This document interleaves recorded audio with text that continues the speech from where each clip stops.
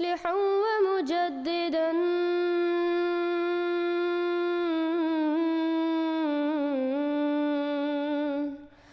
فارنوا بنظر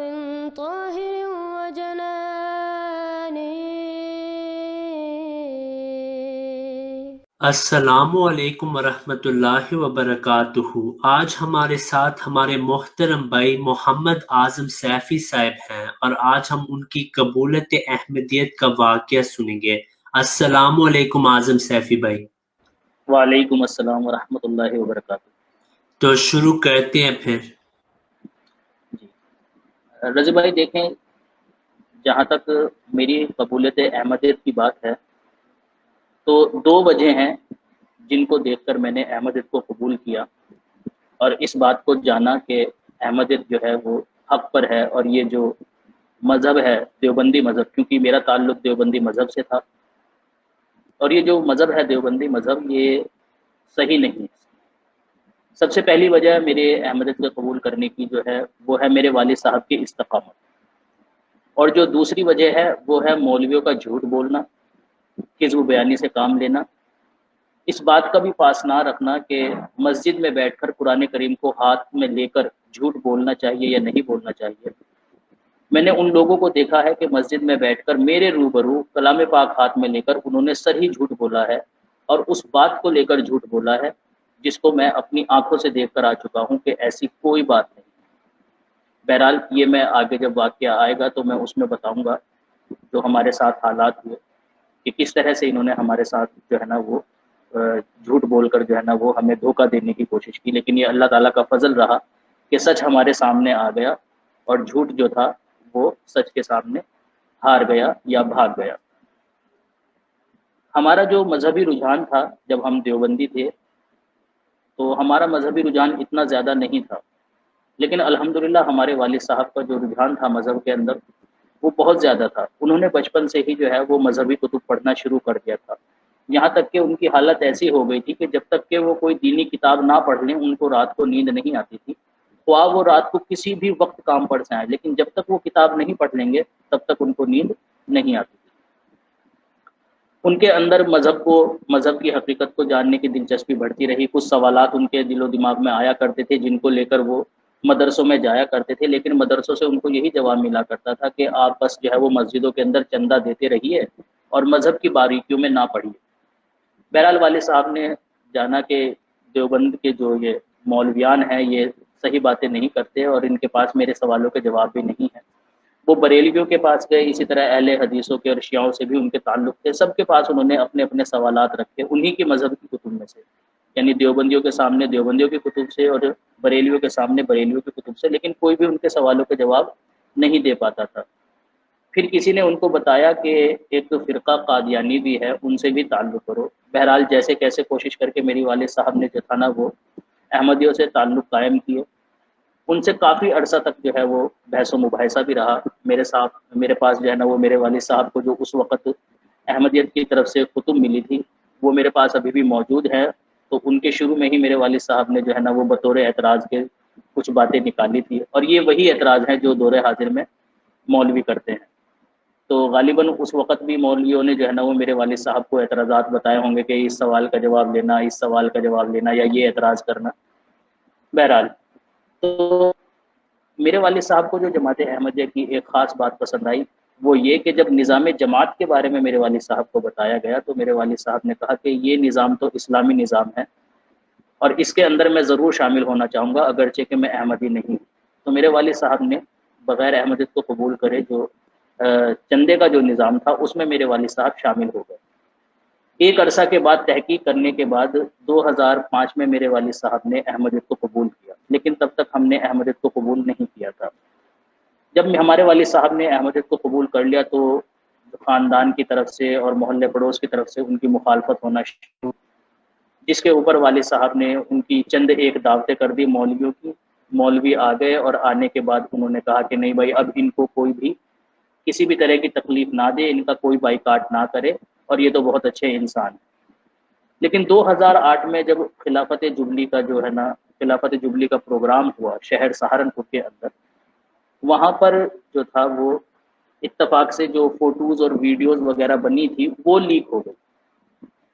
जो मौलवियों के हाथ में लग गई, और उन्होंने देखा कि शहर सहारनपुर के अंदर एक अच्छी खासी तादाद जो है वो अहमदियों की हो गई। तो लिहाजा उन्होंने इसके मुतल्लिक जो है ना वो छानबीन करना शुरू किया और इस बात का पता लगाया कि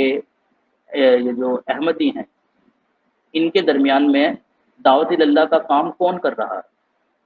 कौन है जो लोगों को जो है वो अहमदियत की बातें बताता है। तो उनको पता चला कि मेरे वालिद साहब जो है ना वो दावत इल्लाह का काम कर रहे हैं वहाँ पर। तो उन्होंने जो था वो पहले तो वालिद साहब को बुलाकर कहा कि तुम जो है वो गलत रास्ते पर हो और अहमदियत को छोड़ दो, ये झूठा मज़हब है, ये झूठा फ़िरका है। वालिद साहब ने कहा कि देखें, किसी के कहने से कोई झूठा नहीं हो जाता और किसी के कहने से कोई सच्चा नहीं हो जाता। अगर आपने झूठ और सच का जो है वो फैसला करना है तो उसके लिए सबसे अच्छी चीज़ हमारे पास है कुरान करीम और अहादीस। ये कुरान करीम रहा और ये रही अहादीस, तुम इनसे जो है ना वो अहमदियत को गलत साबित करो और बताओ वो कहाँ गलती पर है, उनका कौन सा अकीदा गलती पर है। वो जो ये बात कहते हैं कि नबी करीम सल्लल्लाहु अलैहि वसल्लम के बाद भी आप सल्लल्लाहु अलैहि वसल्लम की उम्मत में नबी आ सकता है, क्या ये कुरान के खिलाफ है? क्या इस तरह की बातें तुम लोगों की किताबों में नहीं लिखी हुई हैं? क्या हदीस इस बात पर गवाह नहीं है कि नबी करीम सल्लल्लाहु अलैहि वसल्लम के बाद भी नबी आएगा? तो बहरहाल वो इन बातों से लाजवाब हो गए और उन्होंने कोई जवाब नहीं दिया और जाने के बाद फिर जो है ना वो मुखालफत के प्रोपेगेंडे करना शुरू कर दिया। सबसे पहले उन्होंने मेरे जो छोटे बहन भाई थे जो स्कूलों में पढ़ रहे थे उनको स्कूलों से निकलवा दिया कि ये कादियानी के बच्चे हैं, ये आपके स्कूल में नहीं पढ़ सकते। बहरहाल इस पर हमने सब्र किया। उसके बाद इन्होंने एक दुकान पर जाकर ये बात कही कि ये जो कादियानी तुम्हारी दुकान पर सामान लेने के लिए आते हैं ये तुम्हारी दुकान पर आज के बाद सामान लेने के लिए ना आए, अगर आए तो या तो इनको भगा दो और अगर तुम इनको सामान देते हो तो हम तुम्हारी दुकान को आग लगा देंगे। वो बेचारे मासूम लोग जो है ना वो खौफजदा होकर मौलवियों की इन धमकियों से उन्होंने हमें राशन पानी देना बंद कर दिया। यहाँ तक कि जो हम कारोबार किया करते थे, जिस काम को मैं किया करता था और मेरे भाई किया करते थे, ये वहाँ तक भी पहुँच गए और इन्होंने जाकर इस बात को कहा कि इनको जो है ना वो दुकान पर ना रखो। तो मेरे जो उस्ताद थे उन्होंने ये बात कही कि नहीं, ये लड़का बहुत अच्छा है, समझदार है और हम इसको समझाएंगे। तो इस पर मौलवी ने कहा कि ठीक है, आप इसको समझाओ कि ये अपने वालिद को समझाए कि वो कादियानियत को छोड़ दे, वो अहमदियत को छोड़ दे, नहीं तो अंजाम अच्छा नहीं होगा। तो मेरे उस्ताद ने कहा ठीक है कि आप जो है वो मस्जिद के अंदर जो है ना वो दर्स व तदरीस जो करते हैं इसमें मैं इस बच्चे को लेकर आया करूँगा और आप इसको वहाँ पर समझाया करें ताकि ये बाद में जाकर अपने वालिद साहब को समझाए। तो जब मैं वहाँ पर मस्जिद में गया, अच्छा एक बात ये है कि मेरे वालिद साहब ने जब मैं पढ़ाई किया करता था, मेरे वालिद साहब ने छुट्टियों के दौरान मुझे क्या नाम जो है ना वो ये कहा था कि आप एक मरतबा कादियान होकर आ जाओ। गालिबन इसी वजह से कहा होगा कि आइंदा मुखालफत का जो सामना करना पड़ेगा उसमें तरह तरह की बातें तुम्हें सुनने को मिलेगी, तो कम से कम एक बार कादियान जाकर तुम अपनी आंखों से देख लोगे तो उस मुखालफत का असर नहीं पड़ेगा। गालिबन यही मंशा मेरे वालिद साहब का रहा होगा, वरना मेरी उम्र तो उस वक्त बहुत छोटी थी, करीब मैं कोई 14-15 साल का था, 8 क्लास में मैं पढ़ता था जब उन्होंने मुझे कादियान के लिए भेजा। एक लड़के के साथ मैं कादियान चला गया। कादियान जाने के बाद मैंने देखा वहाँ पर कलमा भी वही है। मुझे नहीं पता था इस चीज़ के बारे में कि अहमदियत क्या होती है, लेकिन मेरी ये आदत है कि जब भी दीवारों पर कुछ लिखा हुआ होता है तो मैं उसको पढ़ता हूँ। तो कादियान में जब मैं गया तो अल्हम्दुलिल्लाह मैंने देखा वहाँ मस्जिदों पर कलमा लिखा हुआ है, ला इलाहा इल्लल्लाह मुहम्मदुर रसूलुल्लाह। तो नमाज के लिए भी मुझे लोग बुलाने के लिए आया करते थे। हालांकि जब मैं देवबंदी था तो कभी कोई नमाज के लिए इस तरह से मौलवी वगैरह नहीं आता था, लेकिन मैंने कादियान में जाकर देखा कि वहाँ लोग जो थे, जिस जगह पर हम रुके हुए थे, तो लोग बुलाने के लिए आया करते थे कि नमाज का वक्त हो गया है, आप नमाज के लिए जाइए। तो बहरहाल मैंने वहाँ पर 15-20 दिन में रहा, मैंने नमाज की अदायगी भी करी और जिस तरह से हम नमाज पढ़ा करते थे बिल्कुल उसी तरीके से नमाज जो है ना वो हमने वहाँ पर पढ़ी। कलमा भी पढ़ाया, फिर कुछ क्लासेस भी हमारी लगी, दीन की बातें उसमें बताई गई। तो सब कुछ मैंने वहाँ पर दीनी माहौल देखा और एक शर्मिंदगी का एहसास भी हुआ इस बात को लेकर के यार हम दीन से बिल्कुल भी वाबस्ता नहीं हैं, हम वहाँ पर जो है वो दुनियादारी के अंदर ही घुसे हुए हैं। लेकिन जब तक मैं कादियान में रहा तब तक ये दीन का जोश मेरे अंदर रहा। 15 दिन के बाद जब मैं वापस आया तो फिर वही मामूल हो गया जो पहले से था, मतलब उसी रास्ते पर मैं आ गया जिस रास्ते पर था, यानी नमाज से कोई ताल्लुक नहीं, دین کی کوئی بات نہ کرنا، نہ سننا وغیرہ وغیرہ۔ بہرحال تو میرے استاد جو تھے نا مجھے اس درس و تدریس کے اندر لے کر جایا کرتے تھے۔ تو ایک دفعہ میں وہاں پر درس و تدریس کے اندر بیٹھا ہوا تھا، تو میں نے دیکھا وہاں پر مولوی صاحب کہہ رہے ہیں کہ حضرت مسیح موعود علیہ الصلوۃ والسلام کی شان میں گستاخیاں کر رہے ہیں، بہت بری بری باتیں کہہ رہے ہیں، اور میں بیٹھا ہوا سن رہا ہوں اور یہی سوچ رہا ہوں کہ یار یہ مولانا ہیں، مسجد کے اندر بیٹھے ہیں اور اتنی گندی گندی باتیں کر رہے ہیں، کون اچھا ہے کون برا ہے یہ تو بعد کی بات ہے، لیکن یہ تو مناسب نہیں ہے کہ مسجد میں بیٹھ کر آپ کسی کو اس طرح سے گندی گندی باتیں کہو۔ باہر آدمی کہے تو ایک بات بھی ہے، لیکن مسجد میں تو بیٹھ کر اس طرح کی باتیں نہیں کہنی چاہیے۔ بہرحال یہ بات مجھے بہت لگی۔ پھر آگے وہ گفتگو کرتے رہے، کہنے لگے کہ ان کا کلمہ الگ ہے اور میں قسم کھا کر یہ بات کہہ سکتا ہوں۔ انہوں نے قرآن کریم منگوایا اور قرآن کریم کو ہاتھ میں لیا، اور ہاتھ میں لینے کے بعد جو تھا وہ قسم کھا کر یہ بات کہی کہ میں قسم کھا کر یہ بات کہتا ہوں ان کا کلمہ الگ ہے، ان کا اسلام سے کوئی تعلق نہیں ہے، ان کا قرآن کریم الگ ہے، ان کی حدیثیں الگ ہیں اور ان کی نمازیں سب کچھ الگ ہے۔ اور یہ بات انہوں نے حلفیہ کہی قرآن کریم کے اوپر ہاتھ رکھ کر۔ یہ بات جو تھی وہ مجھے بہت زیادہ محسوس ہوئی کہ میں نے کہا یہ تو سر ہی جھوٹ بول رہے ہیں، کیونکہ میرے والد صاحب اگر احمدی ہیں تو ہم خود جو ہے نا وہ قرآن کریم اپنے ہاتھ میں پکڑ کر لے کر جاتے ہیں، جب وہ ہم سے منگواتے ہیں وہی قرآن کریم ہے جو ہم نے پڑھا ہے اور ہمارے مولوی صاحب نے ہمیں پڑھایا ہے، تو قرآن کریم تو الگ نہیں ہے۔ اچھا، ہمارے والد صاحب کی انٹری بند کر دی تھی مسجد کے اندر کہ آپ مسجد میں آ کر نماز نہیں پڑھیں گے۔ ہمارے والد صاحب مسجد میں ہی نماز پڑھا کر وہ مسجد میں نماز نہیں پڑھا کرتے تھے، گھر میں ہی نماز پڑھا کرتے تھے، اور جب وہ نماز پڑھا کرتے تھے ہم اپنی آنکھوں سے دیکھا کرتے تھے کہ ہاں وہ قبلہ رخ ہو کر نماز پڑھ رہے ہیں، اور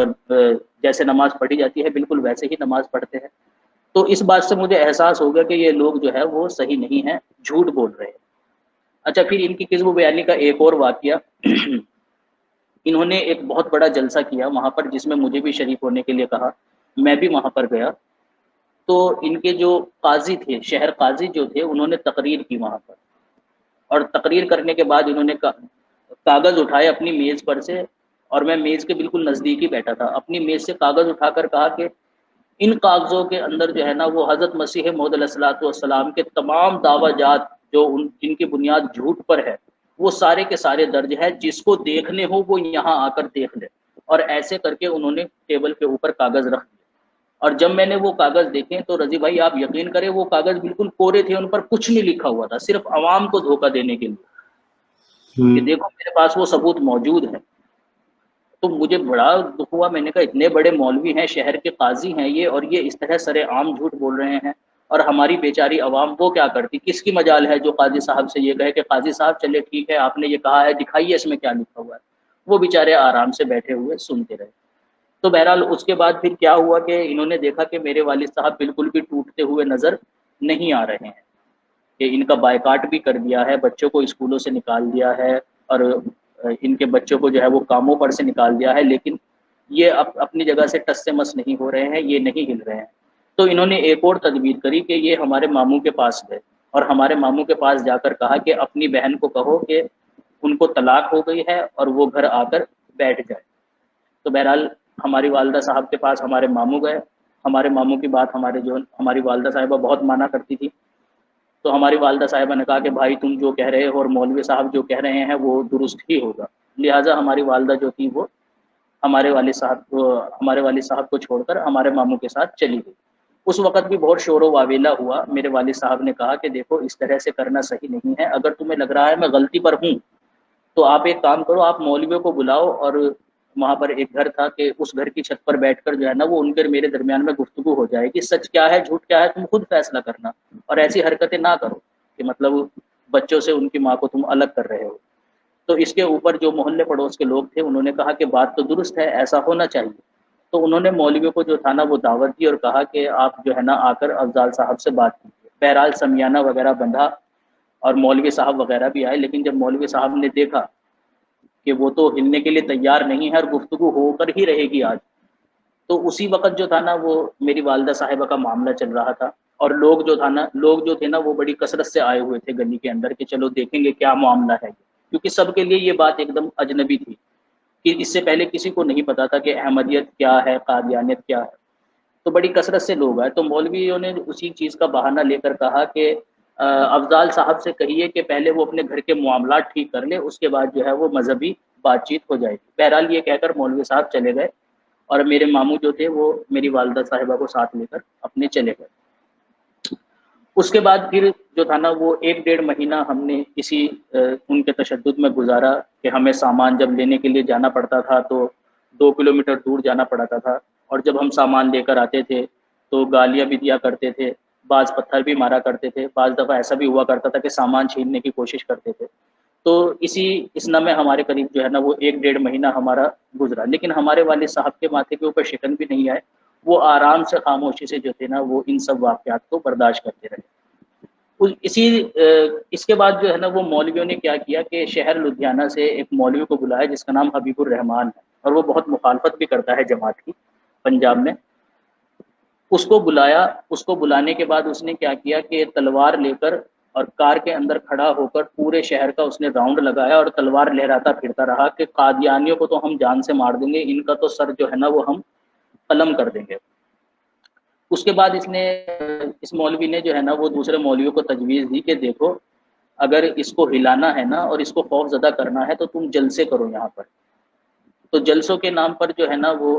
کافی پیسہ شہر کے لوگوں سے لیا گیا، خوب پیسہ انہوں نے جمع کیا، شہر شہر جا کر، گھر گھر جا کر، شہر میں گھر گھر جا کر انہوں نے پیسے جمع کرنے شروع کیے، اور لاکھوں کے حساب سے انہوں نے پیسے جمع کر کے بس 2 یا 3 جلسے کیے ہیں، جس میں ایک خاص ہمارے گھر کے سامنے کیا گیا، اور قریب کوئی آدھا کلو یا 1 کلومیٹر دور تک انہوں نے جو تھا نا وہ مائک لگائے اس کے اندر، تاکہ پورے شہر کے اندر آواز گونجے، اور جہاں جہاں احمدی ہے سب کہہ دے کہ ہم نے جو ہے نا وہ جلسے شروع کر دیے ہیں۔ بہرحال جلسے وغیرہ بھی انہوں نے کیے۔ ہمارے والد صاحب نے کہا کہ ایک مصلحت کے تحت کہ ممکن ہے یہ آج رات جو ہے نا وہ یہ لوگ حملہ کر دیں، تم جو ہے نا وہ جو ہماری چاچی ہے ہندو محلے میں جو رہا کرتی تھی کہ تم وہاں پر چلے جاؤ، وہاں کوئی خطرہ نہیں ہوگا، وہاں یہ لوگ نہیں جائیں گے۔ بہرحال ہم اس رات جو تھے وہ اپنی چاچی کے گھر چلے گئے۔ جب ہم اب اگلے دن اپنی چاچی کے گھر سے واپس آئے تو ہم نے دیکھا کہ ہمارے گھر کی دیواروں پر لکھا ہوا ہے یہ قادیانی کا گھر ہے، ان سے ہر قسم کا تعلق جو ہے نا وہ منع ہے۔ اسی طرح غلاظت انہوں نے ہمارے دروازوں کے اوپر پھینکی ہوئی تھی، اور پیشاب وغیرہ جو ہے وہ کیا ہوا تھا۔ اس کے اوپر بھی ہم نے صبر نہیں کیا، پانی سے دھو دھا کر جو تھا نا وہ گھر کے اندر ہم انٹر ہوئے اور گھر کے اندر ہی رہے۔ اس کے 2-3 دن کے بعد ہی، یعنی 21 اگست 2008 کو، جمعرات کا دن تھا، مجھے آج بھی وہ رات یاد ہے، انہوں نے ایک شرابی کو پکڑا، اور ایک شرابی کو پکڑ کر یہ کہا کہ تم جو ہے نا ان کے گھر پر حملہ کرو، یعنی پتھر مارو، اگر تم ایسا کرو گے تو نبی کریم صلی اللہ علیہ وسلم جنت کے دروازے پر کھڑے ہو کر تمہارا استقبال کریں گے۔ تو وہ شرابی تھا، اس نے ساری عمر میں شاید ہی کوئی اچھا کام کیا ہو، اس نے کہا میرے تو وارے نیارے ہو جائیں گے اگر نبی کریم صلی اللہ علیہ وسلم جنت کے دروازے پر میرا استقبال کریں گے، کیونکہ میں نے تو کوئی ایسا عمل نہیں کیا کہ جنت کا جیم بھی مجھے نصیب ہو۔ تو بہرحال وہ ان کی باتوں میں آ گیا۔ گلی محلے کے اور آس پڑوس کے جو دوسرے گنڈے تھے ان کو جو تھا وہ مولویوں نے یہ کیا کہ ہمارے گھر کے آس پاس کے جو گھر ہیں ان کے اندر ان کو چھپا دیا، کہ جب ان کے گھر پر پتھر بازی ہوگی تو ظاہر سی بات ہے ان کے والد نکل کر آئیں گے، تو جب نکل کر آئیں گے تم اسی وقت حملہ کر دینا، یہ ان کا پروگرام تھا۔ تو جب انہوں نے حملہ کیا تو ہم نے اپنے والد صاحب کو کہا کہ اس طرح سے گھر کے جو ہے نا وہ کانچ کے اوپر جو ہے نا انہوں نے ونڈو کی کانچ کے اوپر انہوں نے پتھر مارا ہے۔ تو والد صاحب نے کہا ٹھیک ہے میں دیکھتا ہوں۔ ہم نے والد صاحب کو منع کیا تو والد صاحب نے کہا کہ نہیں میں جا کر دیکھتا ہوں۔ بہرحال والد صاحب باہر نکلے تو جس شخص نے پتھر مارا تھا اس نے شراب پی رکھی تھی، کیونکہ شرابی تھا، وہ روز شراب پیا کرتا تھا۔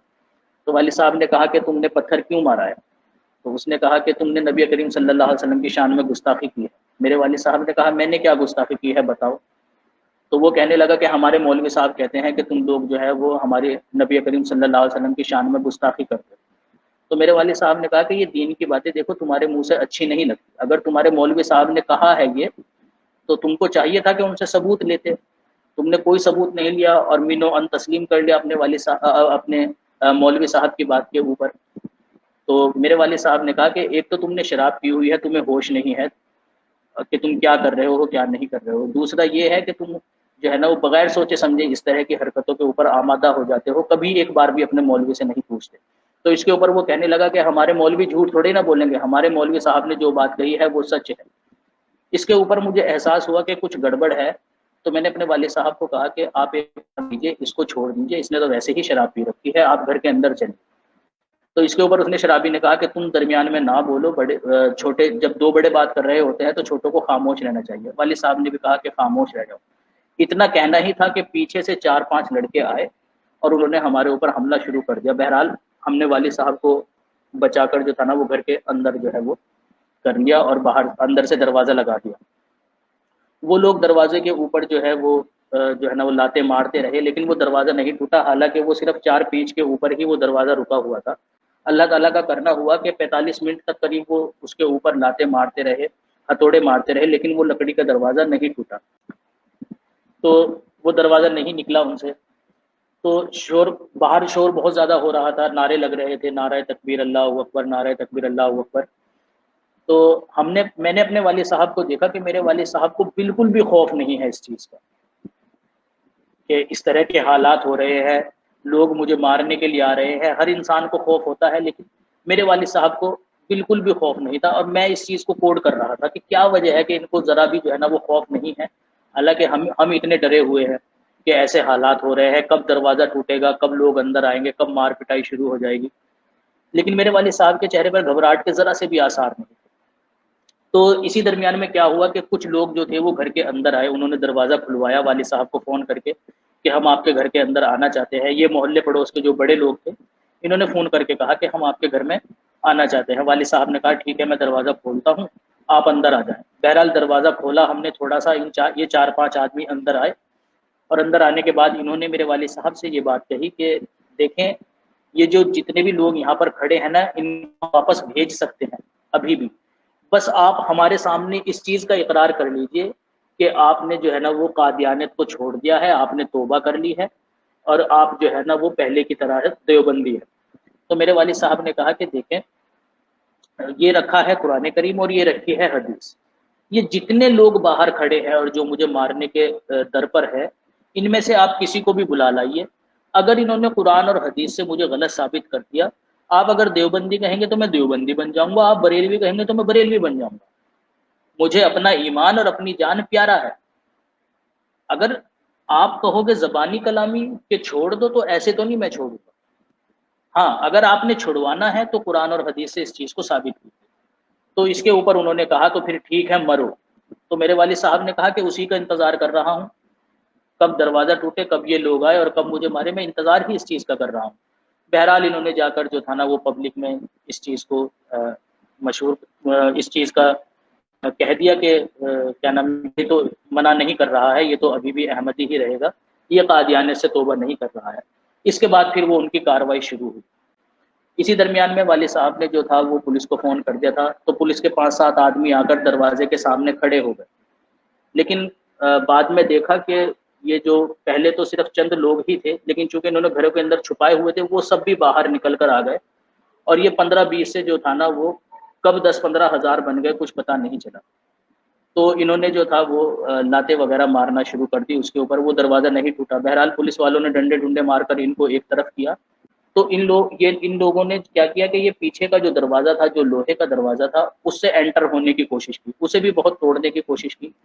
تو جب لکڑی کا ہی نہیں ٹوٹا، لوہے کا کہاں ٹوٹتا؟ تو اس کے اوپر انہوں نے کیا کیا کہ ہتھوڑا لے کر اس دروازے کو جو تھا نا وہ دیوار سے ہی نکال دیا۔ دیوار سے نکالنے کے بعد یہ گھر کے اندر انٹر ہو گئے۔ انٹر ہونے کے بعد انہوں نے جو تھا نا وہ گھر کی چھان بین کرنا شروع کی، تو ہم ان کو نہیں ملے کیونکہ ہم اوپر کے کمرے میں تھے اور ہم نے لائٹ ساری آف کر دی تھی تاکہ ان کو پتہ نہ چلے کہ ہم کس کمرے میں ہیں۔ تو ہمارے گھر کے سامنے ہی ایک گھر تھا، وہ اپنی ونڈو سے سارا کچھ دیکھ رہے تھے، یعنی ان کی ونڈو سے ہماری ونڈو بالکل آمنے سامنے تھی، اور ہماری ونڈو چونکہ کھلی ہوئی تھی تو ان کو سب کچھ نظر آ رہا تھا کہ اندر کیا ہو رہا ہے۔ تو انہوں نے شور مچا کر کہا کہ وہ نیچے کے روم میں نہیں ہے، وہ اوپر کے روم میں ہے، سامنے والے روم میں۔ تو جب انہوں نے سنا، جو تشدد کرنے والے جو وہ گنڈے تھے وہ اوپر کی طرف گئے اور انہوں نے دروازہ توڑتے ہی سب سے پہلے انہوں نے میرے والد صاحب کے سر میں چوپر مارا، جس بالکل سامنے سر کے بالکل بیچوں بیچ چوپر مارا، پھر ایک نے سائیڈ سے مارا، ٹھیک ہے، تو 2 چوپر لگے جس کی وجہ سے میرے والد صاحب جو تھے نا وہ نیچے گر گئے۔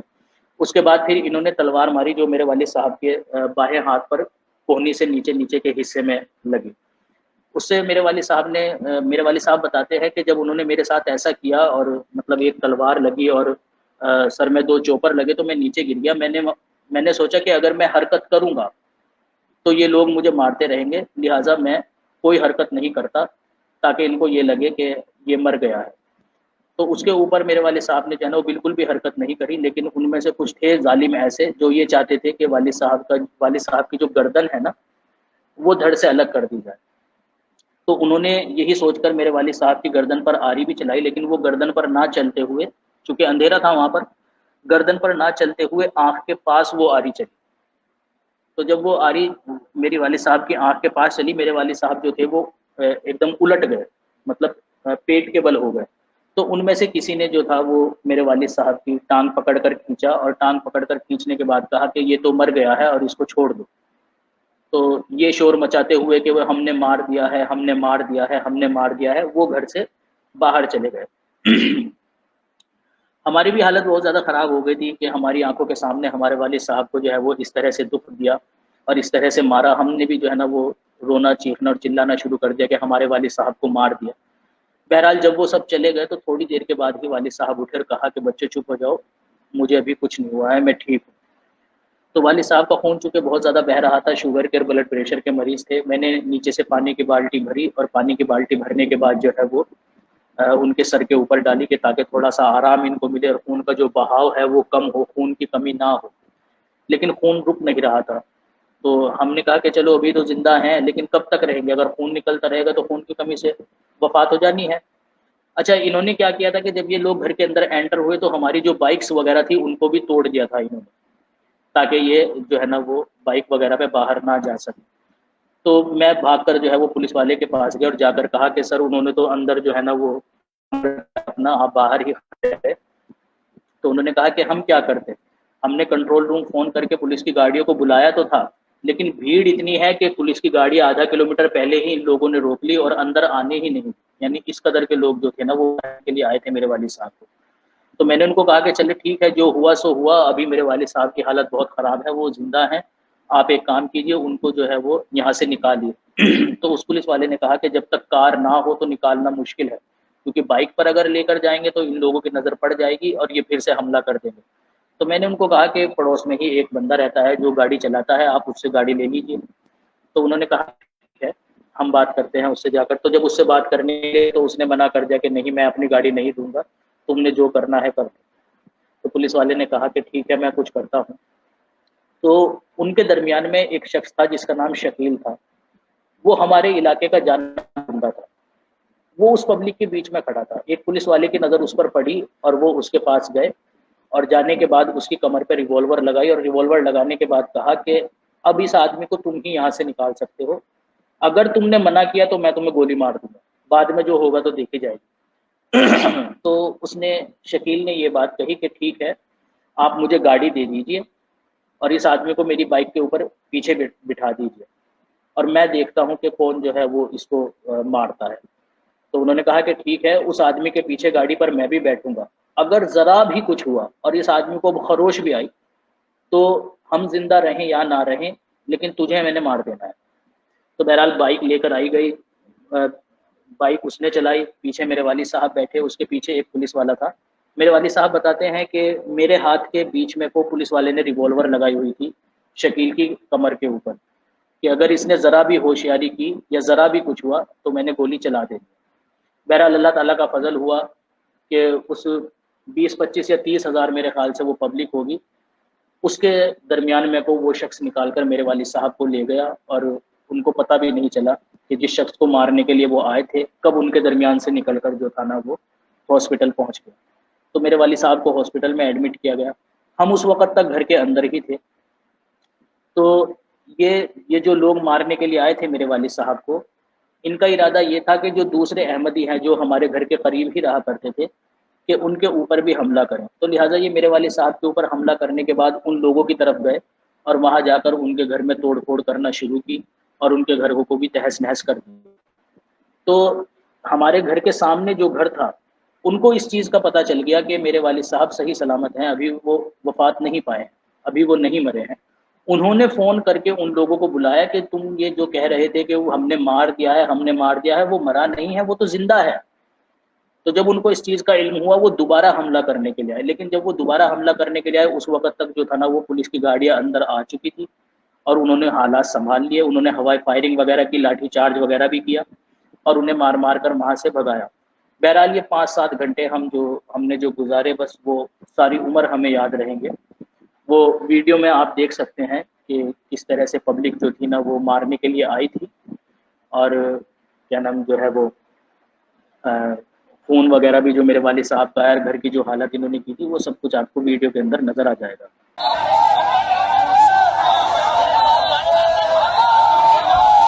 کیا پوچھنا چاہتے ہیں مجھ سے؟ یہ وشے یہ ہے کہ یہاں پر ہماری گلی میں گلی نمبر 2 میں ایک صاحب قادیانی ہو گئے ہیں۔ قادیانی اپنے آپ کو یہ مانتے ہیں کہ نبی پاک صلی اللہ علیہ وسلم کے بعد بھی نبوت کا سلسلہ جاری ہے، یعنی کہ ہمارے نبی کی توہین کرتے ہیں۔ اور مرزا غلام احمد قادیانی نے ہمارے نبی کی، اللہ کے رسول صلی اللہ علیہ وسلم کی، اللہ تبارک و تعالیٰ کی، حضرت عیسیٰ کی، کرشن کی، سب لوگوں کی برائی کی ہے۔ اور اس تنظیم نے صرف اللہ کی برائی نہیں کی، اس نے ہندوستان کی آزادی میں بھی بہت بڑا رخنہ ڈالا ہے۔ کی وجہ سے 50 سال بعد ہمارا ملک آزاد ہوا۔ 50 سال پہلے ہو چکا ہوتا اگر یہ آدمی نہ ہوتا۔ یہ انگریز کا پکا پٹھو تھا اور اسی کی وجہ سے ہمارا ملک 50 سال بعد آزاد ہوا۔ اسی وجہ سے ہمارے شہر میں بھی ہمارے بچوں کے عقیدوں کو خراب کرنے کے لیے اس بات کی کوشش کی جا رہی ہے، اور یہ لوگ ہمارے بچوں کے عقیدوں کو خراب کر رہے ہیں۔ ہم یہ چاہتے ہیں کہ قادیانیت کے تعلق سے جو لوگ یہاں کام کر رہے ہیں ہمارے بچوں کے عقیدوں کو خراب کرنا چاہتے ہیں، ہم یہ چاہتے ہیں کہ یہ لوگ یہاں سے باہر چلے جائیں اور ان لوگوں کو یہاں شہر میں رہنے کا حق نہ دیا جائے، کیونکہ یہ ہمارا مذہبی مسئلہ ہے اور ہم اپنے مذہبی مسئلے پر کسی چیز کو برداشت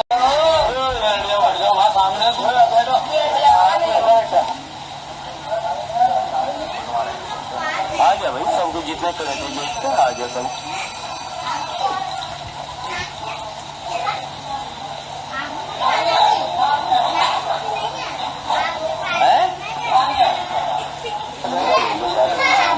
بھائی سامنے سے ہٹ جاؤ، بھائی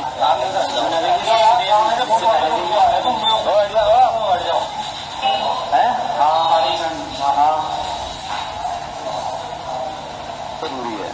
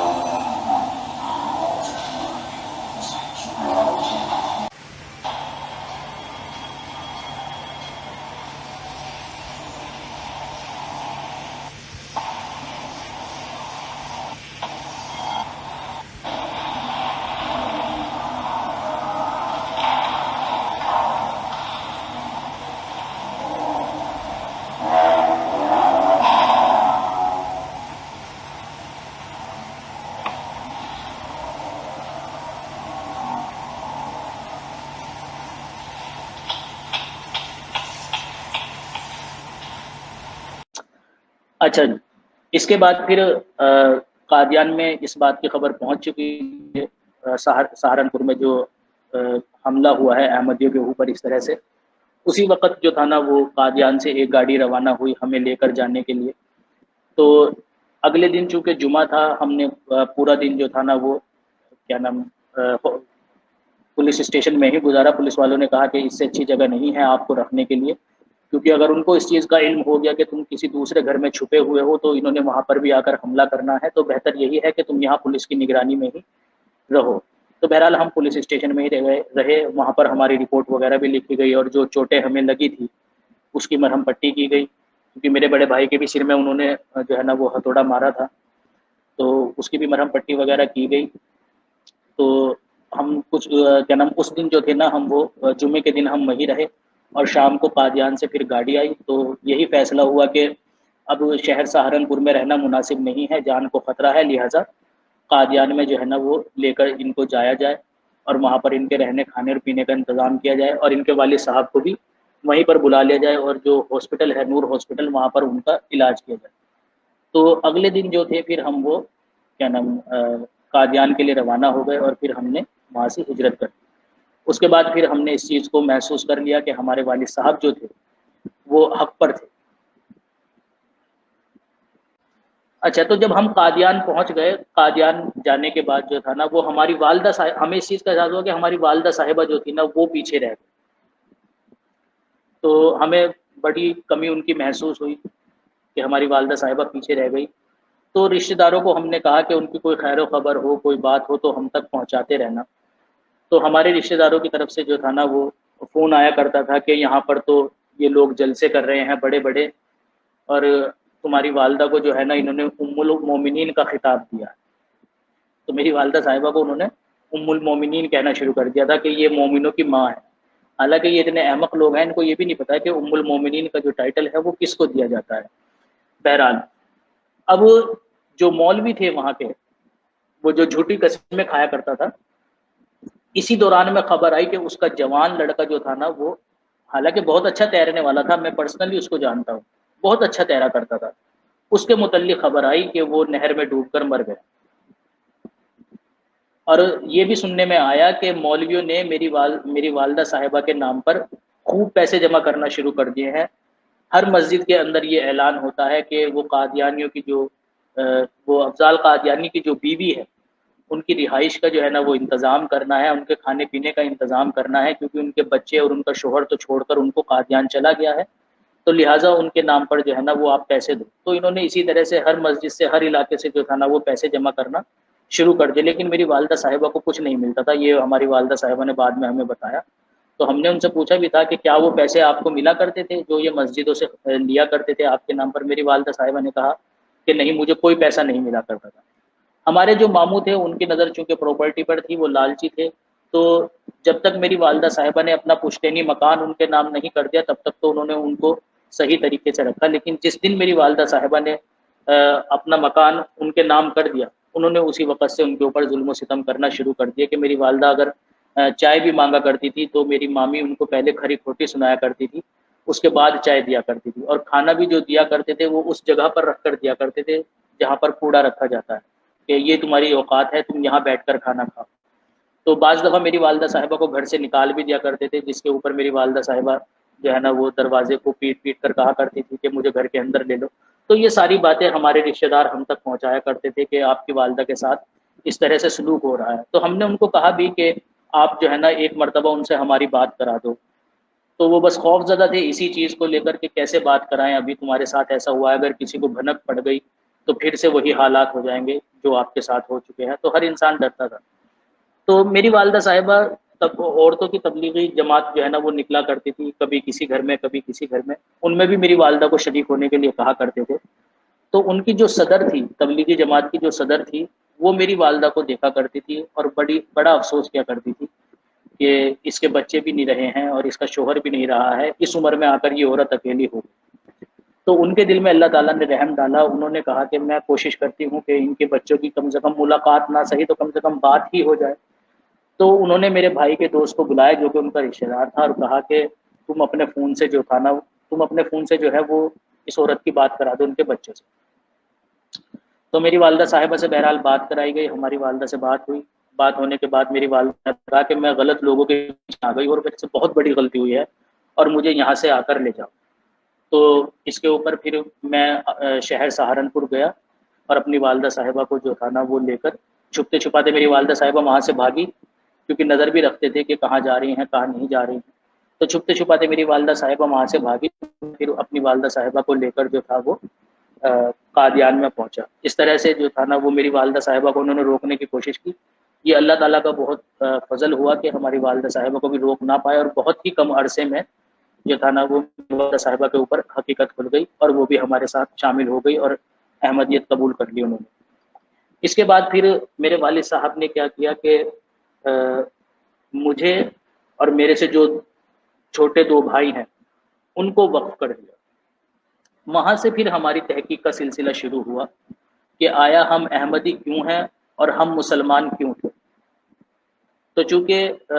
اتنی قابلیت تو میرے اندر نہیں تھی، مطلب میں مذہب سے اتنا واقف نہیں تھا، نہ میں نے مذہبی کتب پڑھی ہوئی تھی، قرآن کریم پڑھا ہوا تھا وہ بھی صرف بغیر ترجمے کے، حدیث تو میں نے کبھی اپنی اس عمر میں کھول کر بھی نہیں دیکھی کہ حدیث ہوتی کیسی ہے یا حدیث کہتے کس کو ہے۔ تو میں نے ایک معیار بنایا رضی بھائی کہ سب سے پہلے میں اس بات کا جواب دوں کہ میں احمدی کیوں ہوا.